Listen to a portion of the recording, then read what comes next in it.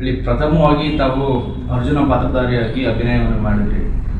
So ತಮಗೆ ಏನು ಅನ್ನಿಸ್ತು? ನಮಗೆ ಪ್ರಥಮವಾಗಿ ಅರ್ಜುನ ಪಾತ್ರವನ್ನು ಮಾಡಿದ್ರಿಂದ ತುಂಬ ಸಂತೋಷದಿಂದ ನಾನು ಪಾತ್ರವನ್ನು ಮಾಡಿದ್ದೀನಿ. ಒಳ್ಳೆಯ ಹೆಸರು ಕೂಡ ತಂದು ಕೊಟ್ಟಿದ್ದೆ ಆ ಪಾತ್ರ ನನಗೆ. ಹಾಗೂ ಆಮೇಲೆ ಗ್ರಾಮಸ್ಥರು, ಆಮೇಲೆ ಹಿರಿಯರು, ಆಮೇಲೆ ಮಿತ್ರರು ಎಲ್ಲ ಸಹ ನನಗೆ ತುಂಬಾ ಒಂದು ಸಹಕಾರ ಕೊಟ್ಟಿದ್ದಾರೆ ನನಗೆ.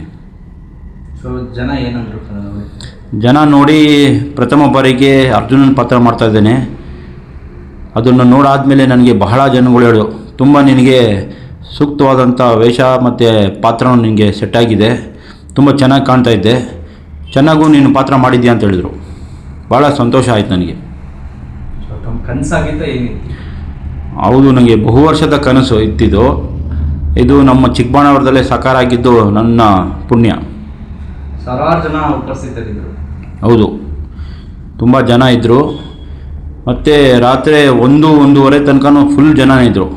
ಆಮೇಲೆ 1 ಗಂಟೆ ಆದಮೇಲೆ ಸ್ವಲ್ಪ ಚಳಿ ಜಾಸ್ತಿ ಆಯಿತು, ಸ್ವಲ್ಪ ಕಮ್ಮಿ ಆದರು ಜನ ಫುಲ್ ಇದ್ದರು. ಮುಂದೆ ಅದನ್ನು ಕಂಟಿನ್ಯೂ ಮಾಡಿದ್ರು ಹೇಗೆ? ನೋಡೋಣ, ಭಗವಂತನ ಆಶೀರ್ವಾದ. ಯಾರನ್ನ ಕಳೆದ್ರೆ ಹೋಗಿ ಮಾಡೋದು, ಯಾರನ್ನ ಕಳೆದ್ರೆ ಖಂಡಿತ ಮಾಡ್ತೀನಿ. ಗಣ್ಯರ ಮುಂದೆ ಹೇಳ್ತಾ ಇದ್ರು, ಕೆಲವು ಆಯೋಜಕರುಗಳ ಒಬ್ಬರಾದಂಥ BNN ಸಿಂಹ ಅವರು ಹೇಳ್ತಾ ಇದ್ರು, ಇದೊಂದು ಹಿಂದೂ ಮುಸ್ಲಿಂ ಅವರ ಬಾಯ್ವೆಕ್ಕಿದ್ದ ಸಂದೇಶವಾಗಿ ಚೋಟೆ ಬಾಬು ಅವರು ಒಂದು ಸಂದೇಶವನ್ನು ನೀಡ್ತಿದ್ದಾರೆ ಅಂತ. ಅದ್ರ ಬಗ್ಗೆ ಹೇಳೋದಾದ್ರೆ? ಹೌದು, ಇಲ್ಲಿ ನಮ್ಮ ಚಿಕ್ಕಬಳ್ಳಾಪುರದಲ್ಲಿ ಹಿಂದೂ ಮುಸ್ಲಿಮ್ಸ್ ಅಂತ ಏನಿಲ್ಲ, ಎಲ್ಲ ಒಂದೇ ಜಾತ್ಯತೀತವಾಗಿದ್ದೀವಿ.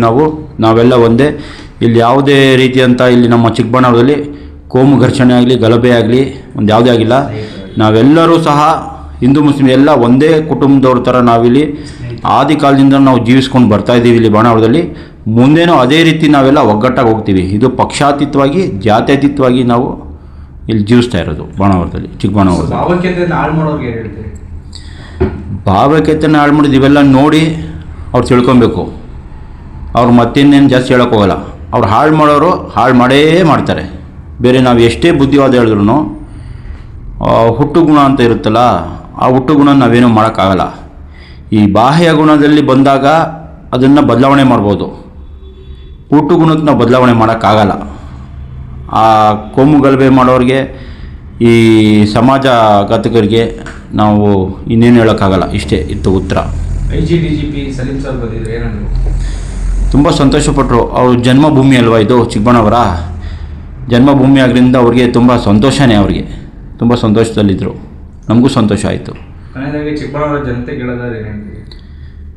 ಕೊನೆಯದಾಗಿ ನಮ್ಮ ಚಿಕ್ಕಬಳ್ಳಾಪುರ ಜನತೆಗೆ, ನಮ್ಮ